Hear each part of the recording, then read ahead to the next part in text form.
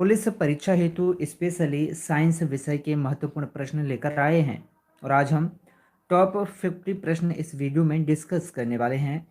अब आप हमारा तेज एग्जाम एप्लीकेशन डाउनलोड कर लें, जहां इस क्लास का पीडीएफ आपको मिल जाएगा। साथ ही साथ हमारी अन्य क्लासेस के पीडीएफ भी आपको यहाँ उपलब्ध कराए जा रहे हैं। प्रैक्टिस सेट आपको यहाँ मिल जाएंगे, फ्री टेस्ट सीरीज आपको मिल जाएगी और टॉपिक वाइज टेस्ट आपको मिल जाएंगे। करंट अफेयर भी आपको यहाँ पर मिल जाएगा, पुराने पेपर्स भी यहाँ मिल जाएंगे। सबसे पहले बता दूं, आज हम बायोलॉजी अर्थात साइंस के अंतर्गत क्लासिफिकेशन ऑफ प्लांट किंगडम अर्थात पादप जगत का वर्गीकरण संपूर्ण टॉपिक के प्रश्न देख डालेंगे। सबसे पहला प्रश्न है आज का कि निम्नलिखित में से किसे वर्गीकी का पितामह कहा जाता है। किसका वर्गीकी का पितामह किसको कहा जाता है, अति महत्वपूर्ण है, जल्दी से बताइएगा भाई। किसको वर्गीकी का पितामह कहा जाता है? तो आप हमेशा याद रखें कि वर्गीकी का पितामह कहा जाता है भाई, किनको बताइएगा। बहुत ही प्यारा सा प्रश्न, बहुत बढ़िया पूनम। सभी लोग विकल्प ए बता रहे हैं, लेकिन कुछ लोग विकल्प सी बता रहे हैं कि लीनियस को वर्गीकी का पिता कहा जाता है। तो आपको मैं बता दूं, बिल्कुल सही, बिल्कुल सही। तो आप हमेशा याद रखें, बहुत बढ़िया, कि वर्गीकी का पिता कहा जाता है भाई किसको, लीनियस को। 100% सही जवाब है। ठीक है, वर्गीकी का पिता लीनियस को कहा जाता है। प्रश्न है कि द्विनाम पद्धति के प्रतिपादक कौन है।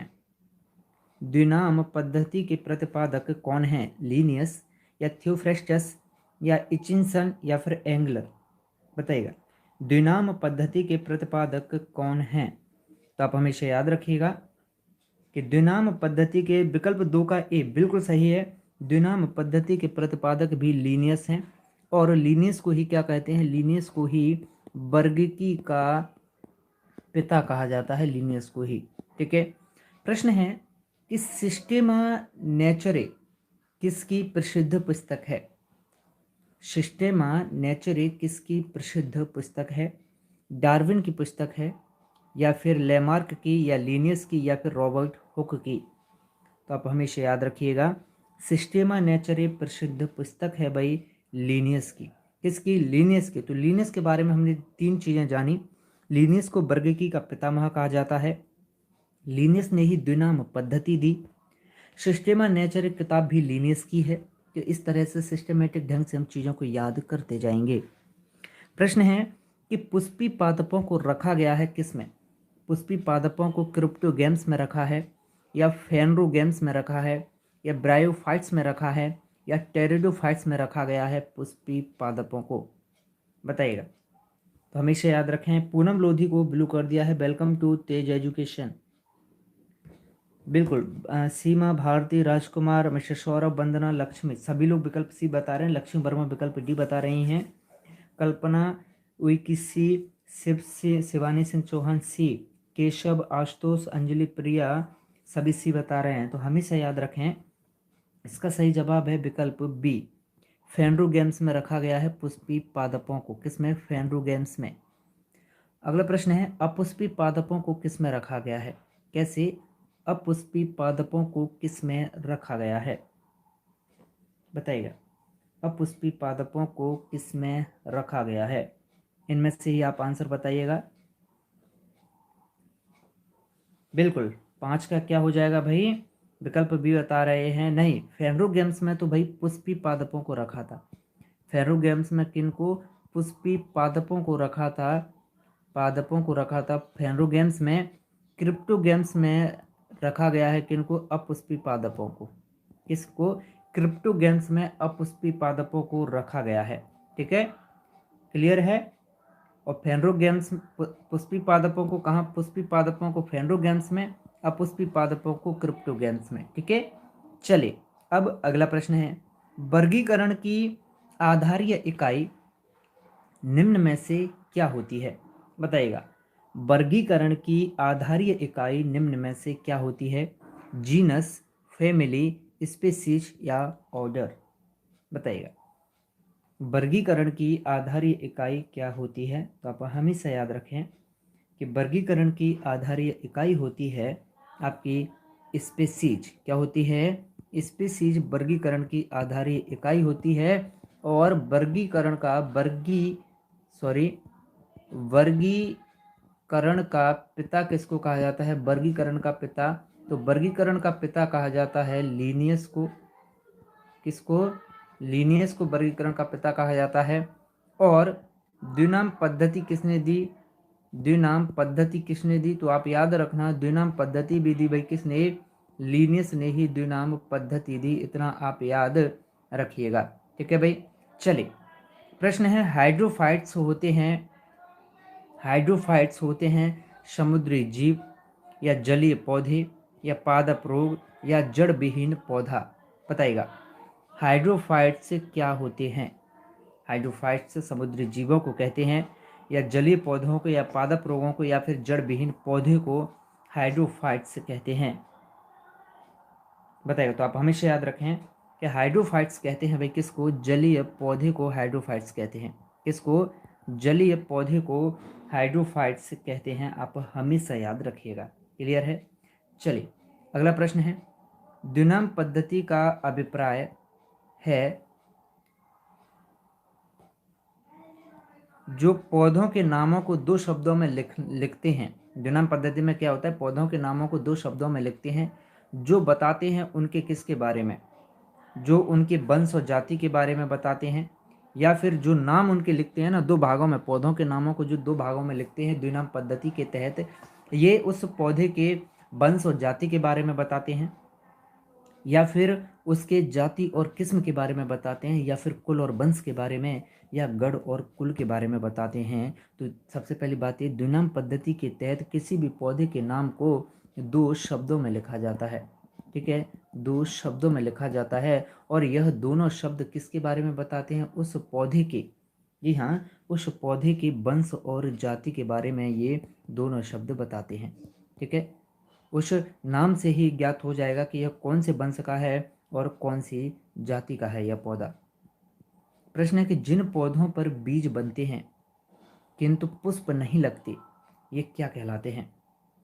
जिन पौधों पर बीज तो बनते हैं लेकिन उन पर पुष्प नहीं लगते हैं, ये पौधे क्या कहलाते हैं? यह क्लास सुबह 8 बजे होती है आपके लिए, तो आप हमेशा याद रखें, ऐसे पौधे जिन पर बीज तो बनते हैं लेकिन पुष्प नहीं लगते हैं, ये होते हैं अनावृत बीजी पौधे। कैसे होते हैं? इनको अनावृत बीजी पौधा कहते हैं। प्रश्न है, जीवाणु जीवाणु की खोज सबसे पहले की गई?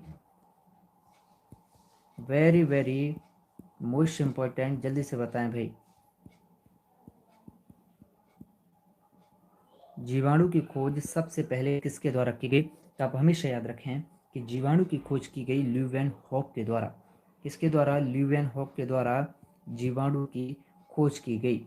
अब प्रश्न है, जीवाणु से संबंधित आपको सही कथन का पुष्टि करना है। कौन सा कथन जीवाणु के विषय में बिल्कुल सही है?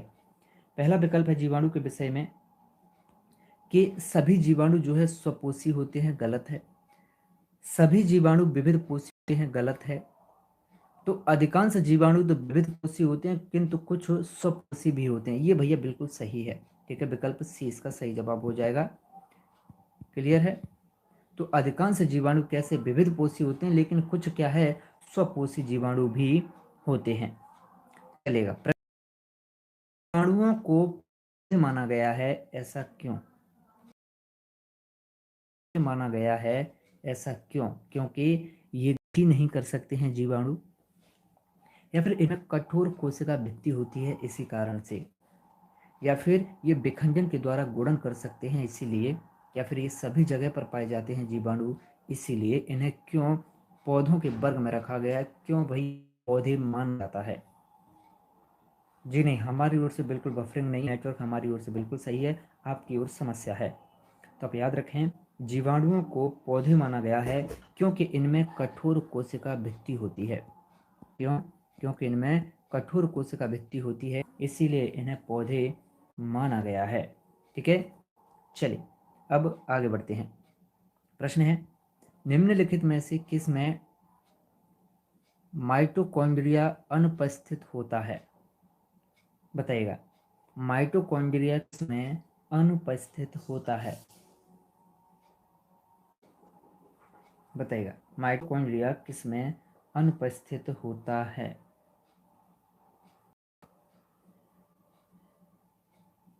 बिल्कुल सही, बिल्कुल सही। तो आप हमेशा याद रखिएगा।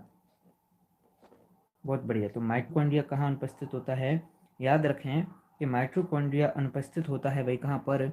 जीवाणु में माइटोकॉन्ड्रिया अनुपस्थित होता है। ठीक है, विकल्प सी इसका सही जवाब है। क्लियर है?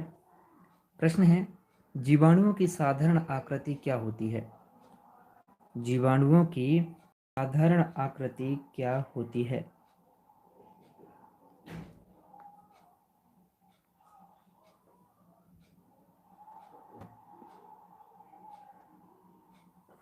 लिनियस ने जो किताब लिखी थी, लिनियस ने द्विनाम पद्धति दी। और क्या है, लिनियस ने ही क्या है भाई, कौन सी किताब लिखी? की साधारण आकृति जो रहती है यह छड़ रूपी आकृति होती है जीवाणुओं की। प्रश्न है, जो जीवाणु आकार में सबसे छोटे जो जीवाणु आकार में सबसे छोटे होते हैं वे क्या कहलाते हैं? बताइएगा। अति अति महत्वपूर्ण है, जल्दी से बताएं भाई, क्या हो जाएगा सही जवाब?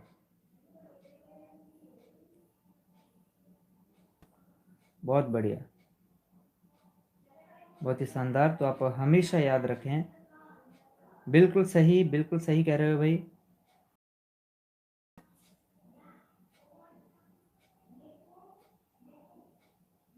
बिल्कुल, बहुत बढ़िया। चलिए तो आगे बढ़ जाएं। चलिए अब आगे बढ़ते हैं। क्या हो जाएगा इसका सही जवाब? इसका सही जवाब होगा भाई विकल्प ए, गोलाणु। जो जीवाणु आकार में सबसे छोटे होते हैं वे गोलाणु कहलाते हैं। इस दैट क्लियर?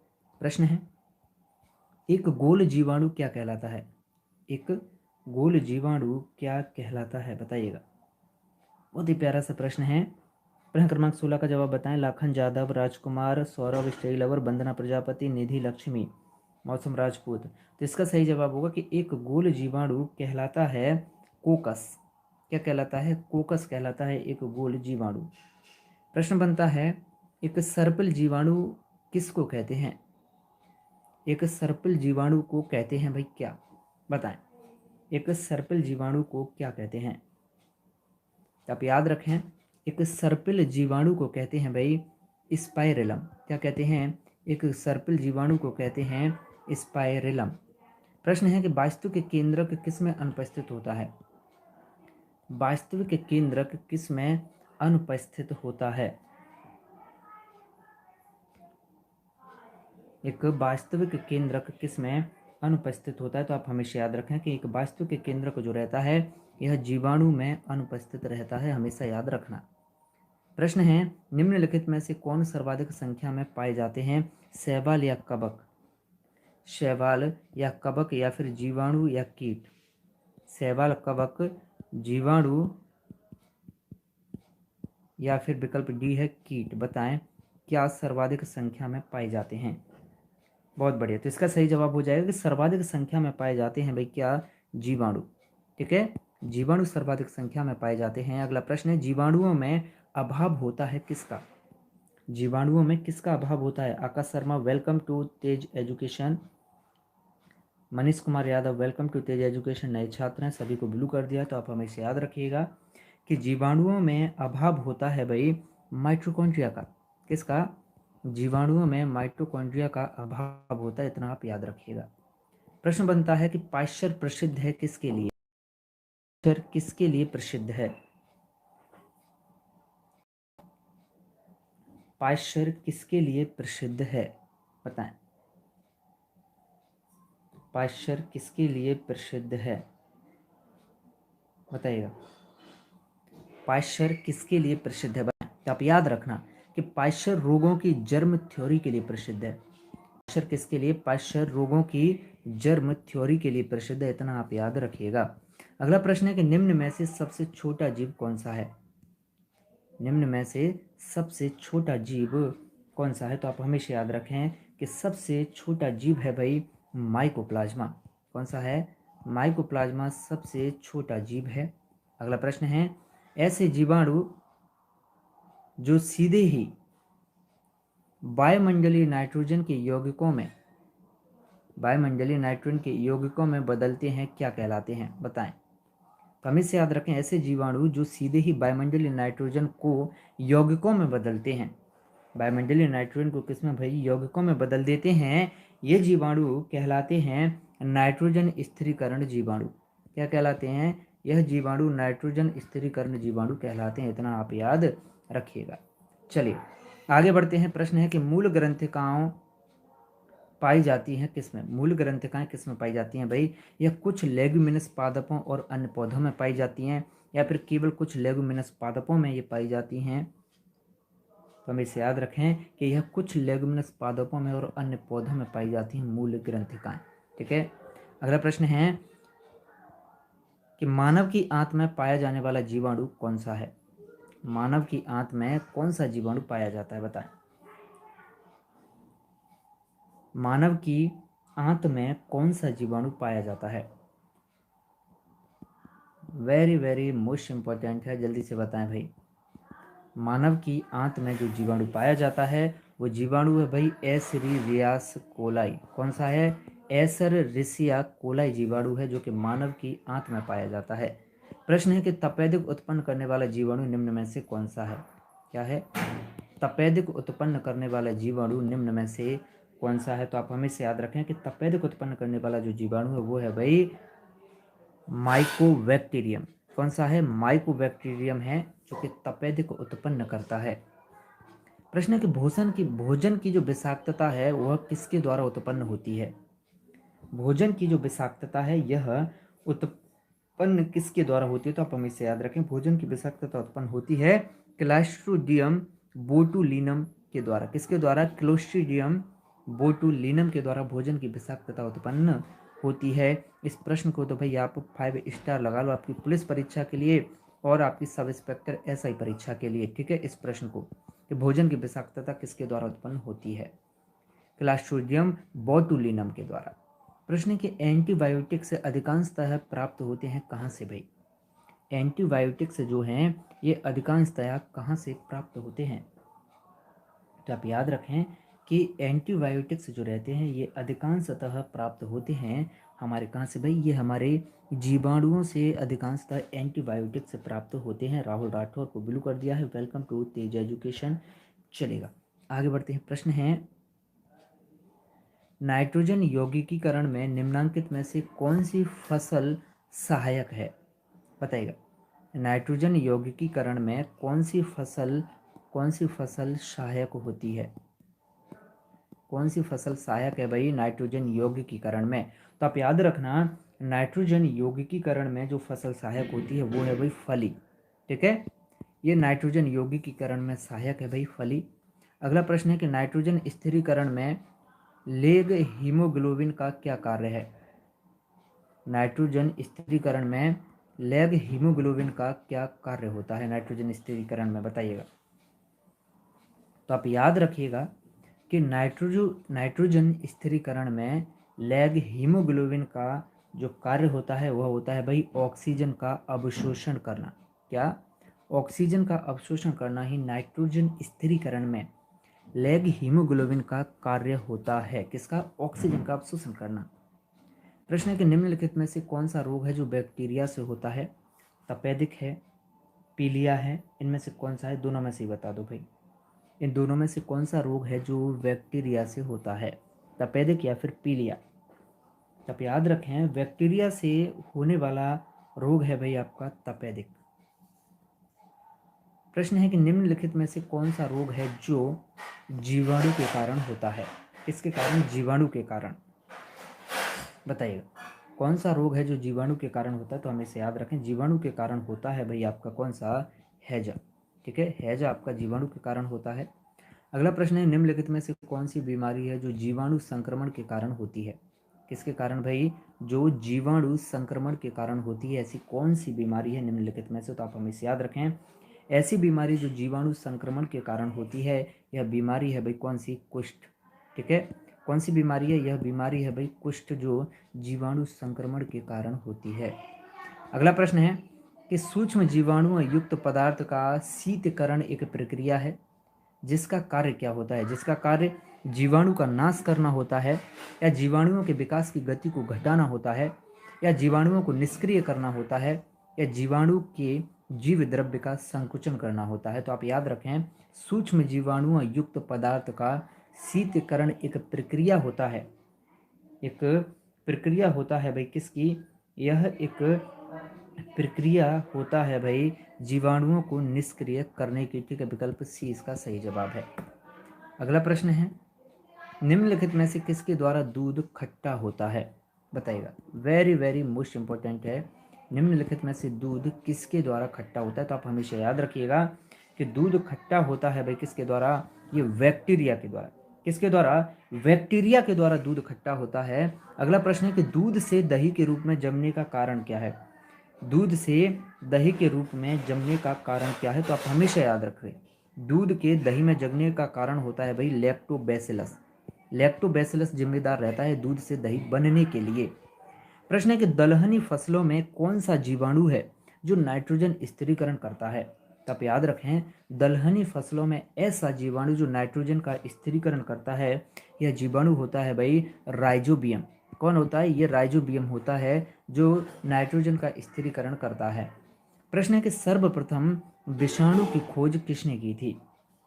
सर्वप्रथम विषाणु की खोज किसने की थी? प्रहलाद को ब्लू कर दिया है, बताइएगा। तो आप हमेशा याद रखें कि सर्वप्रथम विषाणु की खोज की थी भाई किसने? इनानोवस्की ने। किन्होंने भाई? इनानोवस्की ने सर्वप्रथम विषाणु की खोज की थी। हालांकि इस पूरे पीडीएफ में 125 प्रश्न है, इसीलिए इसका पीडीएफ जो है कल एप्लीकेशन पर डाला जाएगा, जब पूरा का पूरा ये पीडीएफ खत्म कर दिया जाएगा। तो आप बने रहें तेज एजुकेशन के साथ। ऐसे ही शानदार प्रश्नों के लिए पूरा साइंस आपको इसी तरह से टॉपिक वाइज कराया जाएगा, छोटे छोटे वीडियोज़ के माध्यम से। तो सभी लोग चैनल को सब्सक्राइब कर लें और हर अपने मित्र के साथ शेयर कर दीजिएगा हर कोई, और सभी लोग वीडियो को लाइक कर दें। और तेज एग्जाम एप्लीकेशन जरूर डाउनलोड कर लो, रोजाना वहाँ पर टेस्ट दो, और प्रैक्टिस सेट वहाँ पर डाल रखे हैं, ढेर सारी चीज़ें वहाँ पर डाल रखी हैं। चलिए मिलते हैं आपसे अगली क्लास में, तब तक के लिए जय हिंद, जय भारत, जय महाकाल।